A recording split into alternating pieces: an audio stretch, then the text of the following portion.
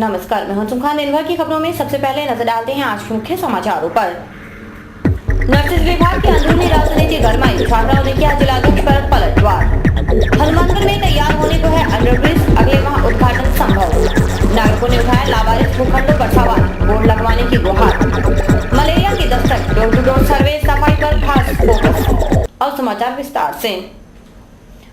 Nurses विभाग की अंदरूनी राजनीति गरमाने लगी है। नर्सेज एसोसिएशन के जिलाध्यक्ष गुगनराम साहड़ के खिलाफ राजकीय एएनएम प्रशिक्षण केंद्र की छात्राएं लामबंद हो गई हैं।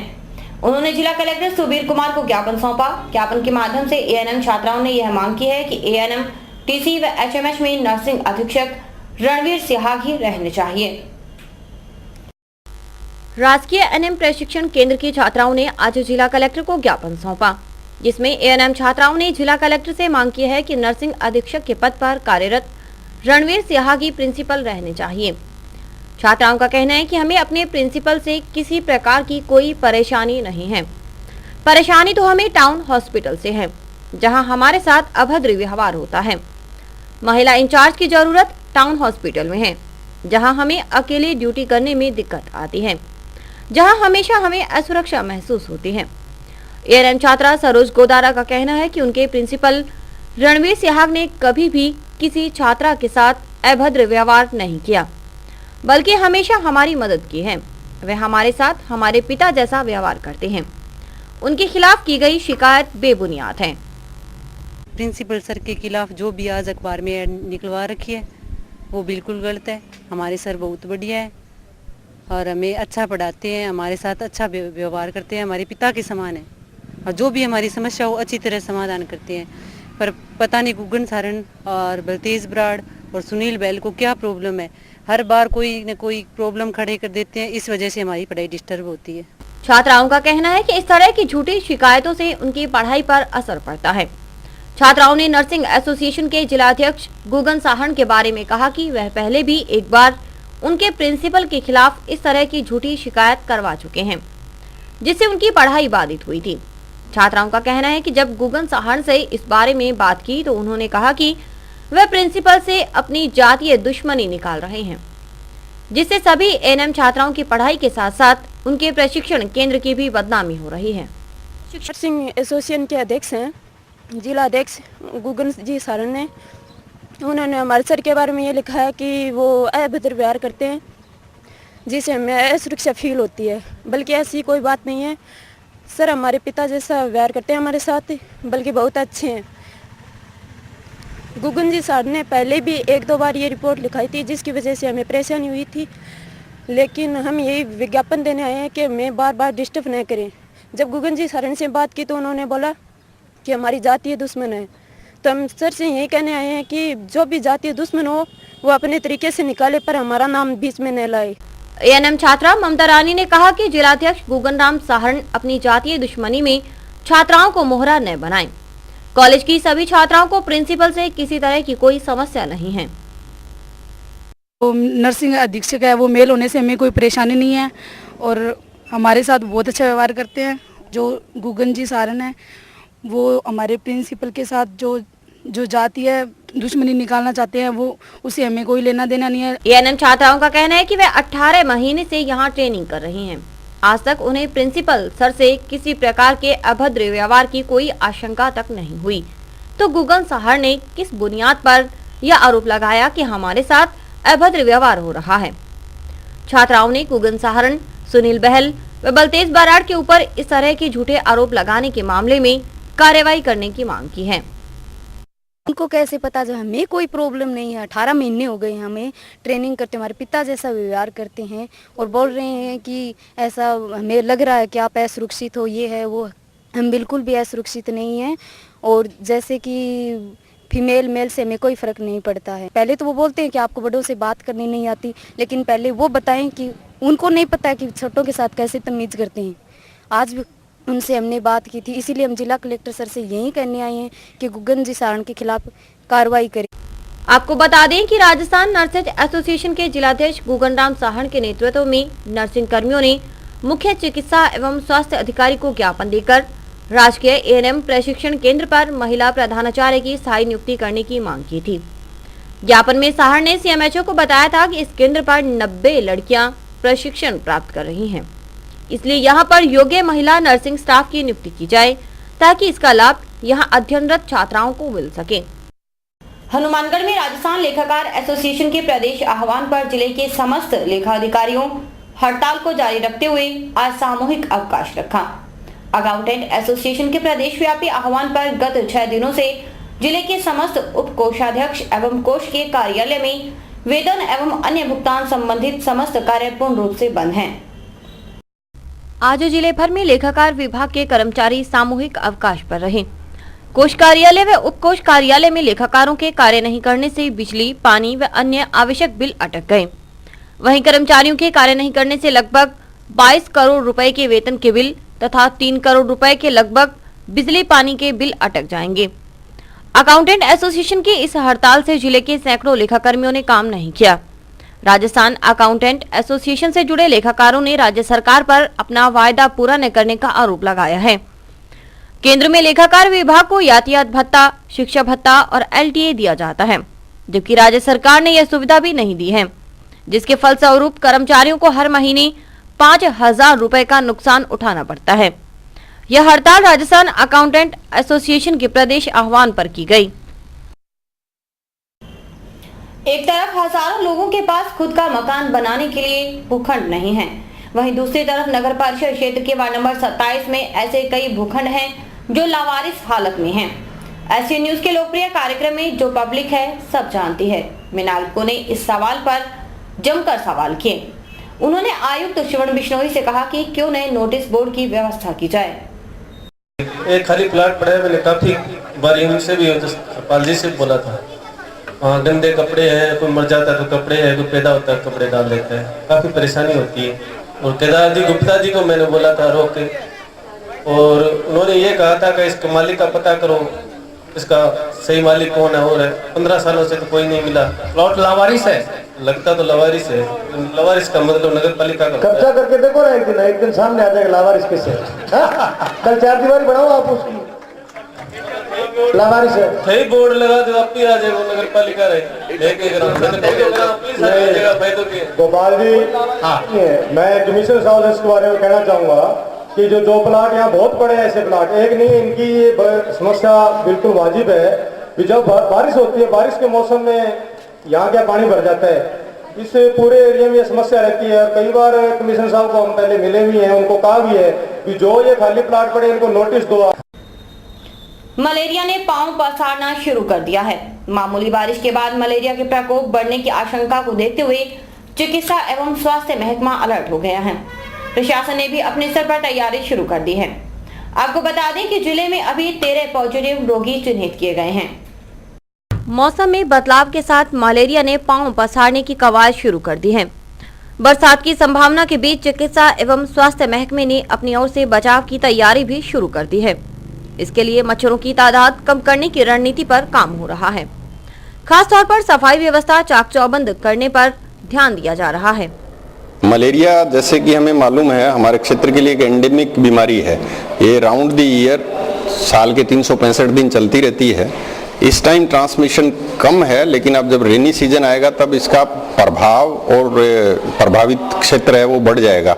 उसके लिए अभी से हम तैयारी कर रहे हैं। प्रशासन ने नगर परिषद और पंचायत समितियों को विशेष ध्यान देने के लिए कहा है। गंदे पानी की निकासी के लिए नालियों की सफाई सुनिश्चित करने के लिए कहा गया है। 15 मई से 30 जून तक डीडीटी का छिड़काव करने के लिए कहा गया है। यह सब चिकित्सा एवं स्वास्थ्य विभाग के स्तर पर होगा। 15 मई से लेकर 1.5 महीने तक आइडेंटिफाइड जगह वहाँ पे डीडीटी का स्प्रे करवाएंगे। कुछ गांवों में जो हाई रिस्क एरिया है, लोकल हनुमानगढ़ जंक्शन टाउन और सभी नगर पालिका क्षेत्र में श्रीमान जिलाधीश महोदय ने आज की बैठक में निर्देश दिए हैं कि वो अपना स्टाफ लगा के एमएलओ, जिसको मलेरिया लार्विसाइड ऑयल बोलते हैं, वो हर पहचान चिन्हित जगह पे, पहचान की जगह पे हर 7 दिन से डलवाएं। उसमें चिकित्सा स्वास्थ्य विभाग का मॉनिटरिंग सुपरविजन रहेगा, मैन पावर उनकी होगी, एमएलओ वो डलवाएंगे और हम उनका सहयोग करेंगे। सीएमएचओ डॉक्टर एसपी सिंह के मुताबिक जिले में करीब 70,000 लोगों के खून की जाँच करवाई गयी, जिसमें मलेरिया के 13 पॉजिटिव रोगी मिले हैं और अब तक मलेरिया के 13 केस पॉजिटिव आए हैं। 70,000 से ज्यादा लोगों के रक्त की जांच की है तो कोई इंसिडेंस तो ज़्यादा नहीं है, लेकिन ये निश्चित रूप से कुछ केसेज हैं जो बीच बीच में आते रहते हैं।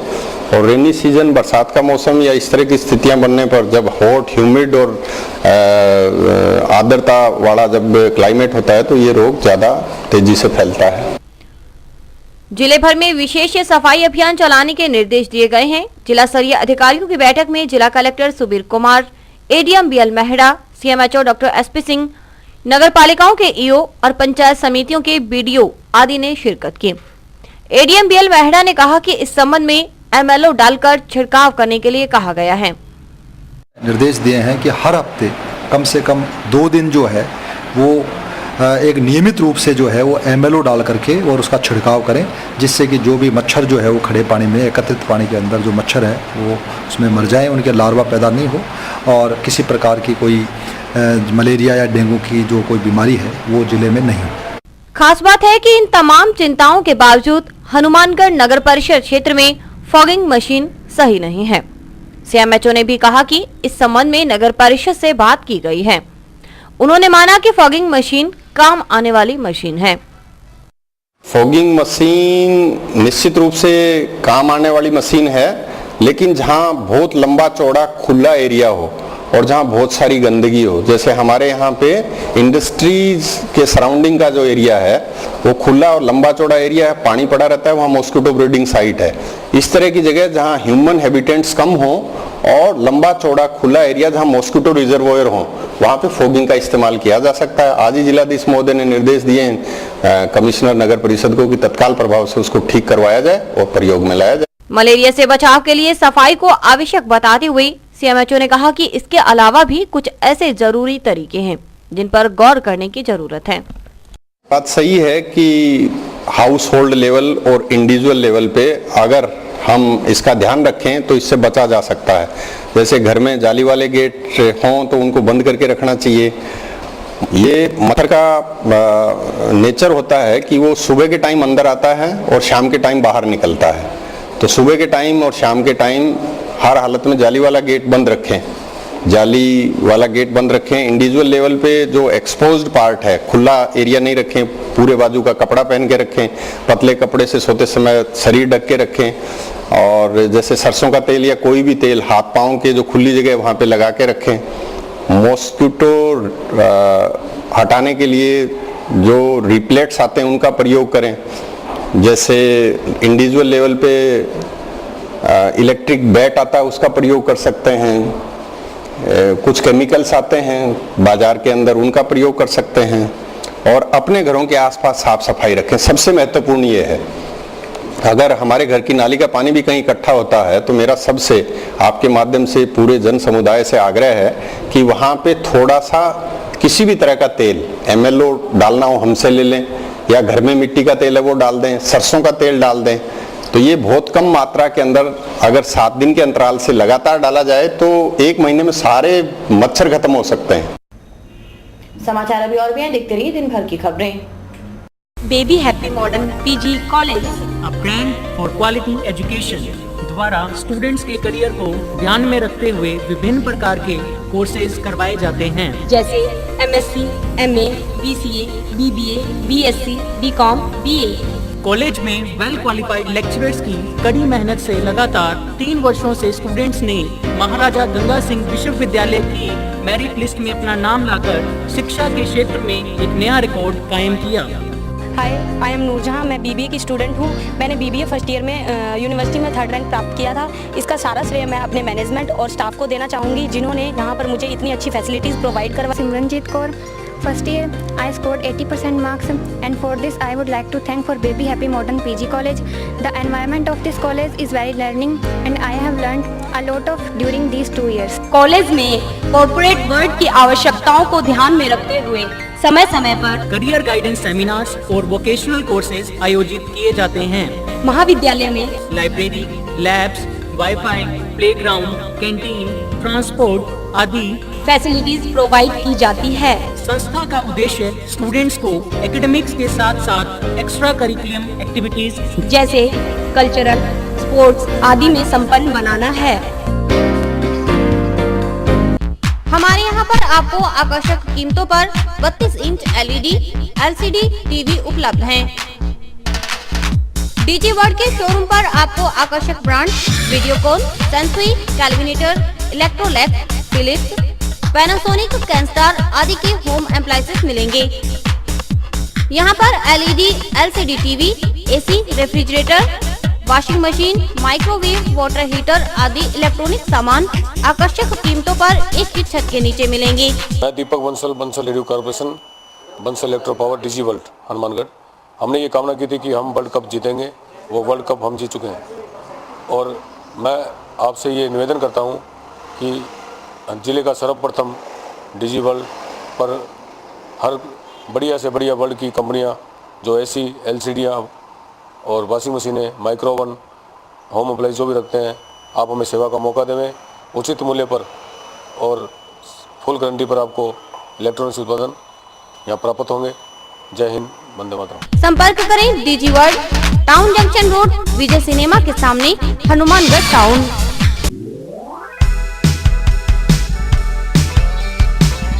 मीत कलेक्शन, एक कंप्लीट जेंट्स वेयर शोरूम।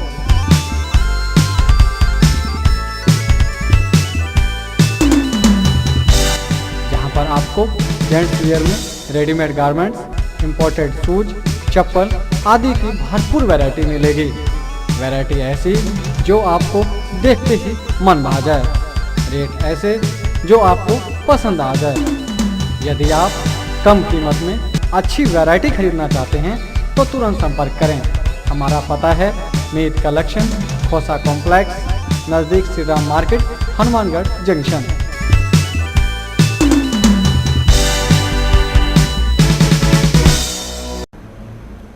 विकास का पैमाना क्या है? गगनचुंबी इमारतें, चमचमाती सड़कें और खूबसूरत ओवरब्रिज और अंडरब्रिज। शायद ऐसा कुछ नजर आए तो विकास की परिभाषा को मुकम्मल कर सकते हैं। हनुमानगढ़ में ऐसा ही कुछ हो रहा है। हाउसिंग बोर्ड कॉलोनी में निर्माणाधीन अंडरब्रिज बनकर तैयार है। अगले महीने से इसका औपचारिक उद्घाटन संभव है। हनुमानगढ़ जंक्शन स्थित हाउसिंग बोर्ड कॉलोनी के पास अंडरब्रिज का निर्माण आखिरी चरण में है। या यूं कहिए कि अंडरब्रिज तो बनकर तैयार है, सिर्फ सड़क निर्माण का कार्य चल रहा है। 180 मीटर लंबाई के अंडरब्रिज पर करीब 1 करोड़ रुपए की लागत आई है।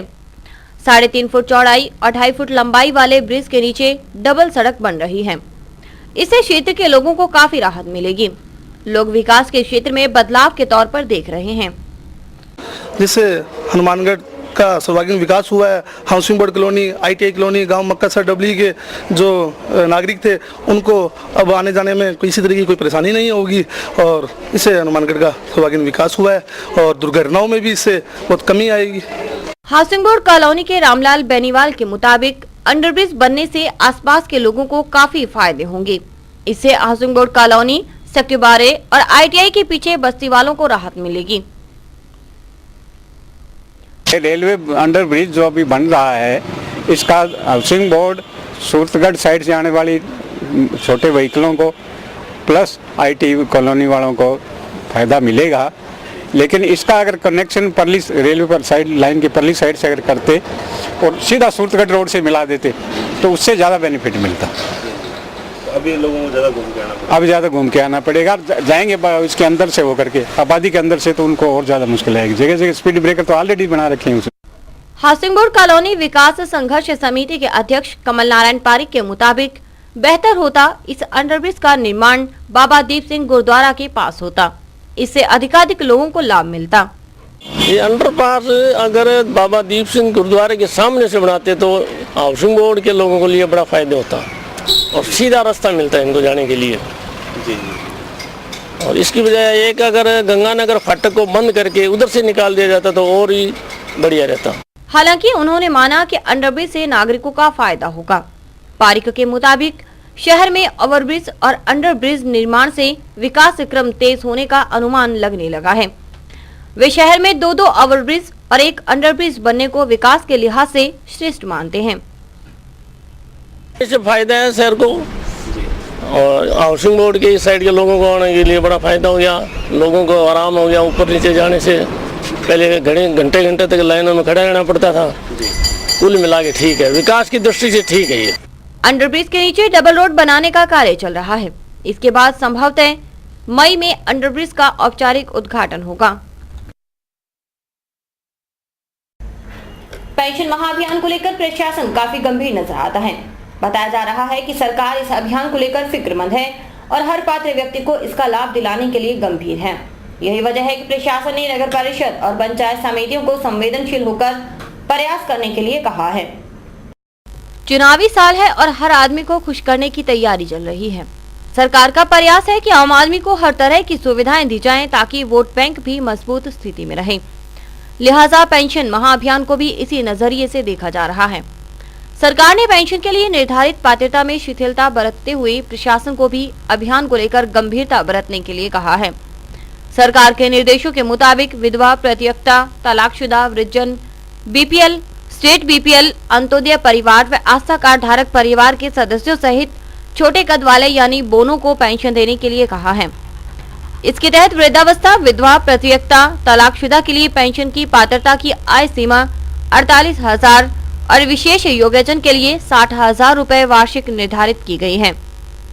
नगर परिषद के आयुक्त श्रवण बिश्नोई ने SCN न्यूज के लोकप्रिय कार्यक्रम ये जो पब्लिक है सब जानती है के तहत आयोजित वार्ड नंबर 27 के कार्यक्रम में कहा कि 55 वर्ष से अधिक आयु की महिला, 58 साल से अधिक आयु के पुरुष भी महाअभियान के लिए पात्र हैं। उन्होंने कहा कि विधवा, प्रतियक्ता, तलाकशुदा के लिए आयु की पात्रता अलग से निर्धारित की गई है। वहीं ADM BL मेहड़ा ने पेंशन महाअभियान को लेकर गंभीरता नहीं बरतने पर हनुमानगढ़ और भादरा पंचायत समिति के विकास अधिकारियों को खासतौर पर निर्देश दिए कि वे व्यक्तिगत प्रयासों से पेंशन संबंधी लंबित प्रकरणों को निपटाएं।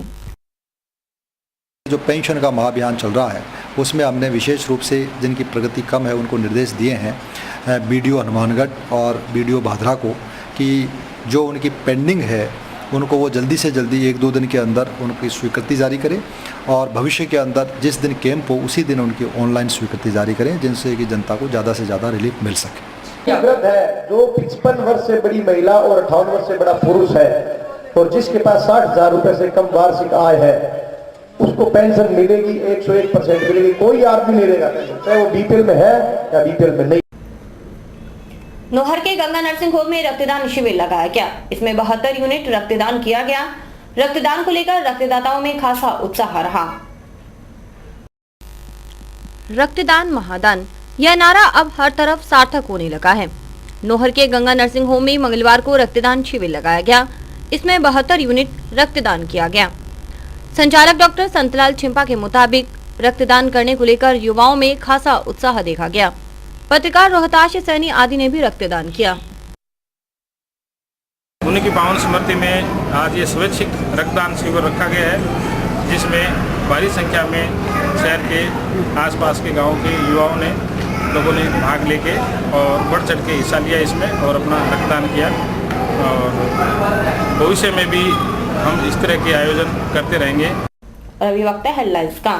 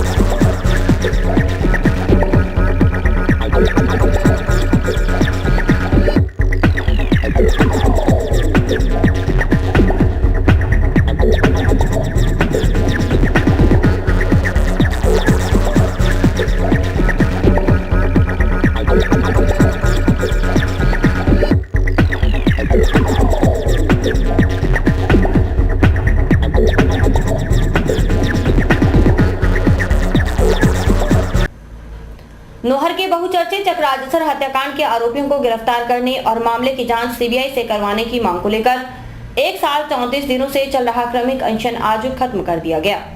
एडीएम ने अनशन पर बैठे हरिप्रकाश को जूस पिलाकर अनशन तोड़वाया। चकराजसर हत्याकांड की जांच सीबीआई से करवाने की मांग को लेकर क्रमिक अनशन मंगलवार को खत्म कर दिया गया। हाईकोर्ट के रुख से संतुष्ट होकर संघर्ष समिति ने यह निर्णय किया है। संयोजक संतोष तिवारी के मुताबिक 1 साल 34 दिनों से लोग क्रमिक अनशन पर बैठे थे। तिवारी के मुताबिक बुधवार से क्रमिक धरना जारी रहेगा।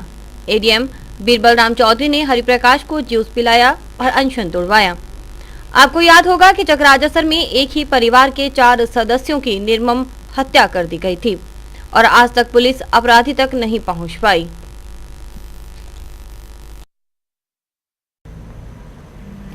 नौहर की विभिन्न समस्याओं को लेकर भाजपा बुधवार से आंदोलन करेगी। जिलाध्यक्ष काशीराम गोदारा के मुताबिक सुबह 10 बजे रामसुखदास पार्क में नागरिकों की सभा होगी। इसके बाद जुलूस के रूप में लोग एडीएम कार्यालय पहुंचेंगे। वहां घेराव के बाद वे सिंचाई संबंधी मामलों को लेकर अनिश्चितकालीन धरना शुरू करेंगे। राशन डिपो में आटे का कोटा कम होने से पात्र लोगों को परेशानी हो रही है। पंडित दीनदयाल उपाध्याय संघर्ष मंच के बैनर तले भाजपा पार्षदों ने जिला कलेक्टर सुबीर कुमार से मुलाकात की। राशन डिपो में आटे का कोटा काफी कम है, यहाँ तक कि सिर्फ 30%। 70% कोटा कम होने से नागरिकों को आटा नहीं मिल रहा, लिहाजा लोग भटकते नजर आते हैं। पंडित दीनदयाल उपाध्याय संघर्ष मंच के बैनर तले भाजपा पार्षदों ने मंगलवार को जिला कलेक्टर सुबीर कुमार से मुलाकात की और ज्ञापन सौंपा। नगर परिषद के उपसभापति कालूराम शर्मा, पार्षद मनोहर लाल, सुंदर लाल, नगीनाबाई, सुरेश कुमार, पूर्व पार्षद सौरभ शर्मा और राजेंद्र चौधरी आदि ने कलेक्टर से कहा कि इस संबंध में शीघ्र कदम उठाने की जरूरत है, अन्यथा लोग सड़कों पर आ जाएंगे। और इसी के साथ समाचार समाप्त हुए। रोजाना देखते रहिए समाचार। नमस्कार।